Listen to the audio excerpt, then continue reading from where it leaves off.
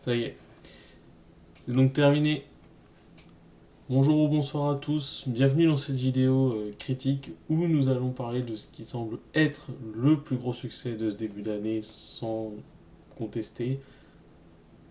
Je veux bien sûr parler, surtout au niveau animation, hein, j'entends bien, qui a fait cracher plus d'une fois des serveurs. Je veux bien sûr parler de Solo Leveling saison 2, la série qui me hype depuis maintenant 3 mois. Ça y est, c'est terminé. Ça fait bizarre. Et que dire, mis à part merci, ben, merci pour ces 13 samedis passés à juste kiffer, il n'y a pas d'autre mot. Alors, petit disclaimer, je n'ai pas lu le manoir, donc je ne peux pas faire de comparatif, dire si c'est moins bien, mieux, enfin je peux pas te dire en soi. Mais pour beaucoup, le manoir est meilleur. J'ai prévu de le lire dans les prochains jours. Peut-être faire une vidéo à vie sur le manoir en tant que tel. Et peut-être même faire une rétrospective au fur et à mesure. À voir, pourquoi pas, ça peut être une bonne idée. Mais de chaque arc, j'entends bien. Peut-être faire notamment la première vidéo, peut-être faire les deux premières saisons. Même si j'ai entendu parler, c'est que les deux saisons, elles font la moitié du manoir. Donc peut-être faire deux vidéos, je verrai, je m'organiserai, je trouverai bien. Mais en attendant, saison 2, ben, on retrouve Jinwoo avec ses quelques petites ombres qui récupère en fin de saison 1, notamment Igris et ses quelques soldats. Hein.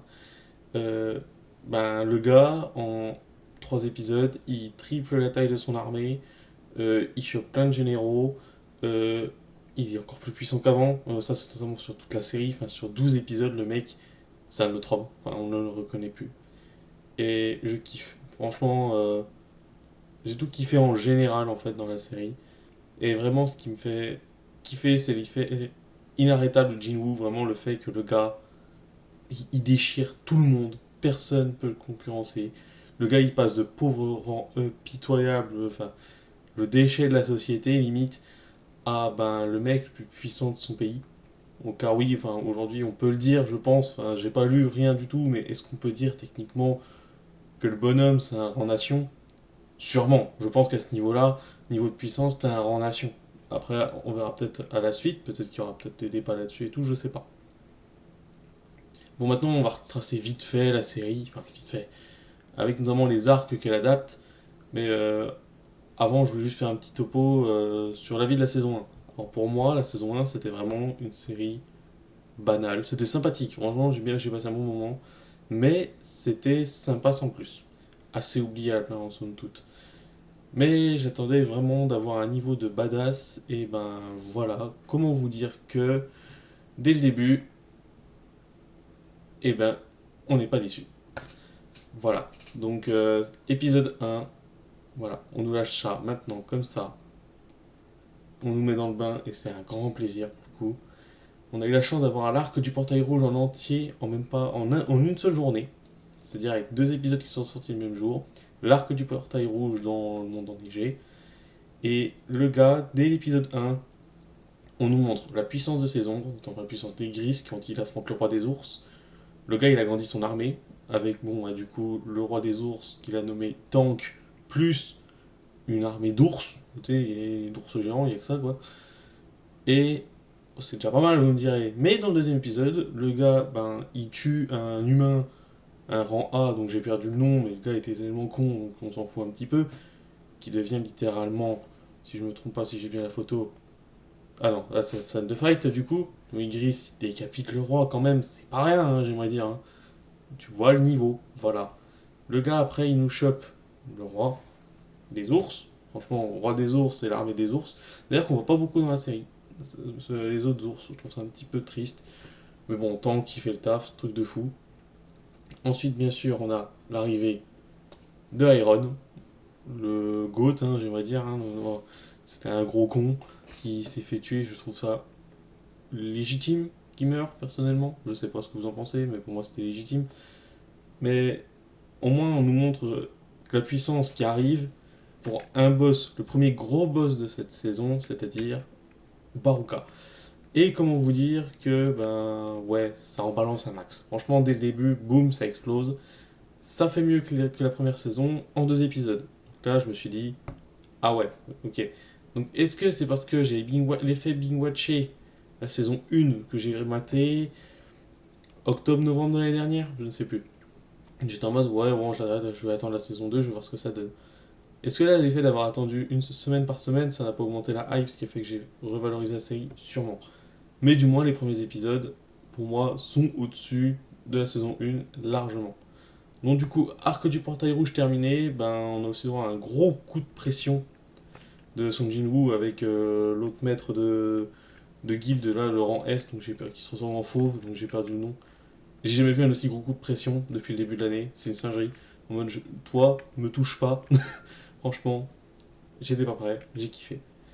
Bon, après, on a deux épisodes assez calmes, bon, avec un petit peu de développement de personnages qui sont plutôt le bienvenu. Et les persos arrivent au moment des orques rouges. Alors, comment te dire que t'es pas bien quand t'arrives à ce niveau-là? Il rencontre Kargagan, il me semble que c'est son nom. Kargan, tu comprends pourquoi son Jinwoo a changé son nom en passant.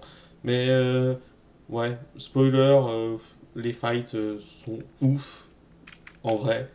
Mais ça va de plus en plus haut au fur et à mesure. C'est ça qui est dingue quand même dans cette série. C'est que plus t'avances, plus les combats sont dantesques. Le combat contre. Comment je l'ai écrit? Attendez, je vais bien trouver. Kargalgan, c'est ça. Alors, combat de fou en vrai, où t'as tous les autres chasseurs de rang A qui sont en PLS devant, ils sont en mode waouh, truc de fou. T'as même Shine qui est là, de rang S, et qui voit son pouvoir, puis en vrai, tu te dis, ouais, il pèse dans la balance le gars. Mais bon, du coup, ça fait une nouvelle ombre ajoutée dans l'équipe. Crow, je crois que c'est. Oui, Crow. Et du coup, le gars, il amasse toujours plus d'ombre, hein, j'aimerais dire, hein. Il a les orques rouges, il a Crow. Donc maintenant, on arrive au moment où c'est l'évaluation. La réévaluation plutôt. Pour savoir il est de quel rang. Et ben sans surprise, ben, le gars il finit rang S. Le 10e rang S. Et ben durant ces épisodes, ben c'est que du flex. Voilà. C'est en mode full aura, c'est en mode on balance ce qu'on a, voilà, je suis un giga Chad et ça s'arrête là. Mais bon, le flex, ben c'est pour les faibles. Bon, quand on arrive au niveau pour les forts, et ben le vrai challenge de la saison, ben c'est à la fin de la tour des démons. Et notamment le grand fight contre Baran. Et oui, euh, le combat le plus intense, celui où il y a du suspense, on dira entre guillemets, hein, on s'entend bien, avec un niveau de hype de fou. Franchement, quand t'arrives devant, content qu'ils aient pas fait coupure d'épisode sur ce fight, qu'ils t'ont tout mis d'un coup, que ce soit tout à step up, hein, que ce soit la musique, l'aura des persos, la puissance en fait de Jinwoo, qui tu vois qu'il en a quand même, il a du, il a du box, il a du pouvoir, il a ce qu'il faut quoi. Mais on doute quand même de lui. On se dit quand même, va-t-il réussir? Bon, spoiler, il le bute. Étonné au début, j'avais pas compris, et je comprends toujours pas d'ailleurs, hein, pourquoi il a pas fait une ombre de Baran en fait. Je ne comprends pas. Ah non, non, j'ai rien dit en fait. Il essaye, mais c'est un démon, donc du coup ça passe pas. Je n'ai rien dit du coup, laissez tomber. Mais il me semble que c'est ça, j'ai un doute. Mais il me semble qu'il essaie de récupérer l'ombre, mais il n'y arrive pas. Bon, du coup, il récupère l'ombre de la Wivre, donc c'est tout aussi bien, hein, vous me direz, hein. Mais vient maintenant l'épisode qui en a choqué plus d'un. Oh là là, mon dieu. Oh, qu'est-ce qu'il fallait pas faire. Ah bah là, les mal alpha. Les mal alpha de puissance là, avec l'épisode 8. Mon dieu. Et oui, vous voyez, ça fait bizarre. Bon, on réanime la mère de Jinwoo et il pleure. Oh là là. Oh, c'est grave. Oh, t'as pas le droit de faire ça. Oh, il a perdu moins de 10 000 auras. Mais les gars, sérieusement. J'aimerais dire, la série n'est pas réputée pour son développement de personnage. Vous imaginez si on commence à amputer l'histoire, à un moment donné, il faut arrêter. Pour moi, c'était, pour être honnête, ça donne un semblant d'humanité à Sung Jin-woo pour une fois qu'on a l'impression qu'il est humain, quoi. Alors, ouais, sa gueule. Pourquoi sa gueule, je sais pas. J'aimerais dire, le gars, il a quand même ramené sa mère à la vie. Tu m'étonnes qu'il est heureux. Ça fait des années qu'elle est enfin, qu'elle est dans son coma, on va dire entre guillemets. Je comprends pas, enfin les gens, l'épisode le moins bien noté, je peux comprendre, mais ce soit entre guillemets du review bombing, juste pour un homme qui pleure. Eh les gars, on souffle hein, quand même, vous avez un petit peu abusé, hein. Mais bon, vous étiez sûrement content, vu que dans l'épisode d'après, retour à la baston, parce que du coup, on comprend vite, grosse baston entre les chasseurs japonais et les chasseurs coréens pour l'entraînement. Et mais à la fin, du coup, Gojo versus Song Jin-woo. Comment vous dire que le combat était intense. J'ai vu des planches du manoir, puis apparemment c'était plus dingue dans le manoir. J'ai hâte de lire pour voir un petit peu le comparatif, hein. Mais déjà moi je trouvais ça bien.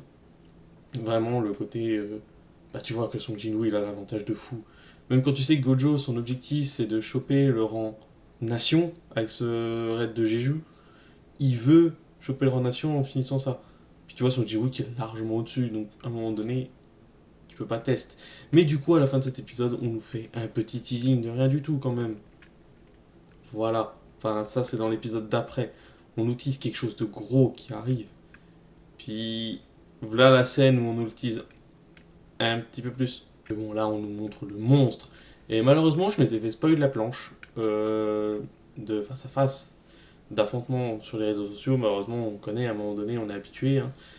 Et en vrai, j'ai vu cette planche et je me disais, putain, qu'est-ce que j'ai hâte de voir ça. Et franchement, j'étais comme un fou. Chaque épisode, j'attendais. À un moment donné, je pense sur mes stories Instagram, ça s'est beaucoup vu. La hype montait, la hype était progressive. J'avais hâte de fou de voir ce fight. Bon, désolé, ma caméra va gêner un petit peu l'aura du truc. Song Jin-woo versus Beru. Bon, pareil, je me suis fait spoil le nom. Tristesse, mais est-ce que c'est grave? Je sais pas. Mais ouais, j'ai vu de nombreux spots TV et j'ai vu ça. J'étais en mode, ça va balancer. Et donc arrive l'épisode 12, Song Jin-woo versus Beru. Pour moi actuellement, c'est le meilleur fight qu'on a eu depuis le début de l'année. Attends, vous me direz, oui, mais en même temps, on est à l'heure où je tourne, on est le 1er avril. Oui, c'est bien beau de faire tout ça, on n'a pas vu grand chose. C'est vrai. Mais je pense pas qu'on fera mieux cette année. Honnêtement, je pense pas qu'on fera mieux en termes de fight cette année. Bien sûr, je parle pas en termes d'animé, car on en parlera un petit peu après. Il y a beaucoup de gens qui, je trouve que vous surcotez vachement la série. Je kiffe, hein, il n'y a pas rien à dire. Mais commencer à nous dire que ça, ouais, genre ça va être la meilleure. Déjà, je sais même pas si ça va être la meilleure série d'animation de l'année. Alors, la meilleure série d'animation de ces 10 dernières années, faut pas déconner non plus. Donc voilà, ça, c'est un autre sujet. Mais ça change rien au fait que l'affrontement, voilà, il était fou. Les transformations des persos sont dingues. Tu vois que Beru, il va puiser au fond de lui de l'énergie pour fight. Il a un charisme de fou, le mec, faut dire les termes. À un moment donné, t'as des trucs d'ultra vitesse, ça pète. Ça a de la gueule, je suis désolé. Moi, je kiffe quand je vois ça. Mais vraiment, le truc qui m'a fait bugger, hein, littéralement, c'est quand tu vois la fin du fight, où tu vois Song Jin-woo qui a éclaté Beru, mais d'une manière jamais vu ça. Il l'a atomisé. C'est là que tu te dis quand même qu'il y a, même entre ça, entre les deux, il y a un écart de puissance monstrueux. Pourtant, on parle de Beru. Le mec qui a éclaté tous les rangs S de l'île de Jeju. Le mec, il a défoncé tout le monde. Son Jin-woo, il l'a cassé en deux. Donc à un moment donné, tu vois le niveau qui est encore plus dingue. Donc franchement, là, ça me rappelle qu'il faut encore plus que je vois la suite parce que je me demande jusqu'à où il va aller, le gars. Mais bon, après le fight, on réanime le coréen soigneur, dont j'ai complètement perdu le nom, désolé, hein, avec une petite séquence émotion qui est, petit bémol selon moi, un peu trop courte. J'aurais aimé un truc un peu plus poignant et tout. Malheureusement, c'est pas le cas. Et je trouve que c'est un peu trop rushé, mais bon, c'est un des petits défauts de la série en soi pour moi. On nous redonne aussi l'occasion de voir Beru sous forme d'ombre. Et une chose à dire, c'est putain, il a de la gueule, hein. Je trouve même qu'il a. Oh, non, il a autant de gueule que la version de base. Je vais dire, il a plus de gueule. Peut-être pas non plus. Sur la photo, oui. Mais quoi que vous me direz, si je retrouve la photo, ça vaut pas celle-là non plus. Voilà, ça c'est autre chose. Mais voilà, je trouve. On a un Beru qui est aujourd'hui l'ombre la plus puissante de Jinwoo. Hâte de voir l'écart de puissance qu'il a entre les autres ombres.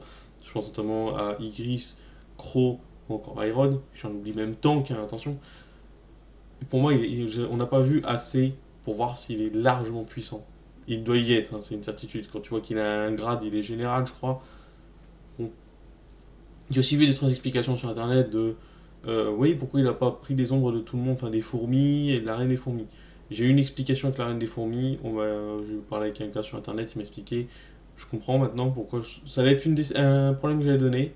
Finalement, ce sera pas un point négatif, c'est compréhensible. Mais bon, autre élément qui annonce du lourd, bah c'est eux. C'est qui?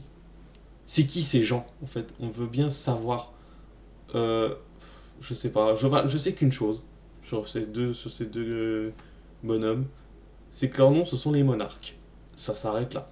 Je ne connais rien d'autre de ces persos.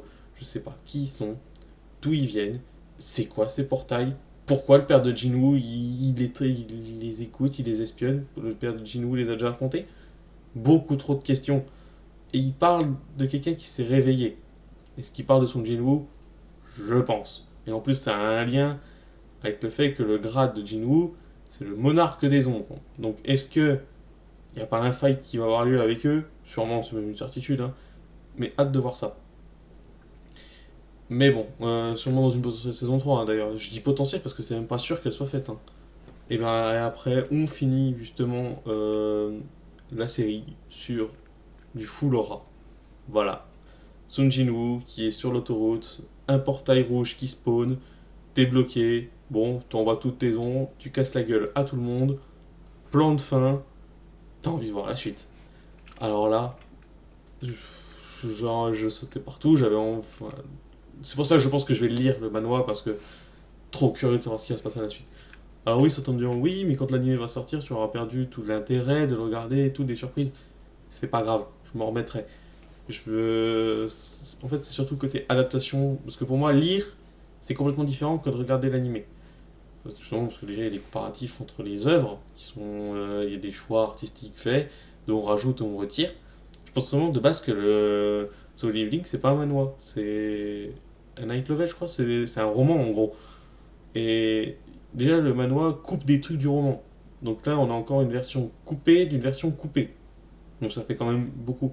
Donc je pense limite, soit je lirai le night novel, soit je regarderai le manhwa. Je verrai. Mais en attendant, pour conclure, c'est surtout ça, je vais peut-être y arriver hein, à un moment donné. Pour conclure, ben, Solo Leveling saison 2, ben, c'est le petit bonbon au miel de ce début d'année. Voilà, c'était l'animé de cet hiver, selon moi bien sûr, qui m'a fait un bien de fou, perso, d'avoir du full aura, du mode Gigacha, d'activer tout le long et tout. Moi, ça me suffit amplement. Je demandais pas plus. La série m'a donné ce que je voulais. Est-ce que c'est surcoté? Oui. Mais est-ce que ça mérite son succès? Oui aussi. Voilà. Il y a une certaine limite. Euh, Parce que les gens le surcotent beaucoup trop. Quand tu vois que la série, elle est plus likée que One Piece. Bon, One Piece, on arrête depuis un petit moment. Je regarde pas One Piece, donc on arrête depuis un petit moment. Donc oui, c'est mérité parce que en fait les gens recherchent ce qu'ils veulent. C'est juste que tu as une partie de cette communauté qui regarde sur le Leveling qui sont en mode c'est la meilleure série d'animation de tous les temps. Calme-toi champion, on n'est même pas au début de l'année et pour moi il y a d'autres trucs qui vont arriver qui risquent sans doute d'être mieux. Au niveau fight, il n'y aura pas à dire. Au niveau fight, on fera peut-être pas mieux. Mais au niveau d'anime pur, on aura sûrement mieux cette année. J'ai quelques petites idées en tête, voilà. On verra. Mais pour moi, on nous a proposé du full aura pendant 20 minutes toutes les semaines. C'était que du bonheur. La saison 3, elle n'est pas encore officielle. Mais bon, à un moment donné, quand tu vois le succès de la série, je vois pas en fait comment tu peux pas officialiser la saison 3. Enfin, j'ai entendu les rumeurs comme quoi apparemment bah, elle serait un petit peu plus longue à réaliser parce que les fights à la suite sont encore plus gros, plus dantesques. Donc l'animation demandera plus de boulot, c'est une certitude. Mais je suis comme un dingue, donc hâte de voir cette suite. Donc en attendant, n'hésitez pas à me donner vous ce que vous avez pensé de cette série. Est-ce que vous avez adoré, détesté, enfin votre avis global au pire sur Solo Leveling. Est-ce que pour vous il faut absolument lire le manhwa? Est-ce que l'animé il fait une très bonne adaptation? Dites-moi tout. Je veux avoir un maximum votre avis. Euh, Est-ce que vous êtes hype, ne serait-ce que pour ceux qui ne regardent que l'animation? Est-ce que vous êtes hype pour la suite? C'est tout ça en fait la question. N'hésitez pas à me le dire en commentaire. Et en attendant, ben, merci d'avoir regardé et je vous dis à la prochaine.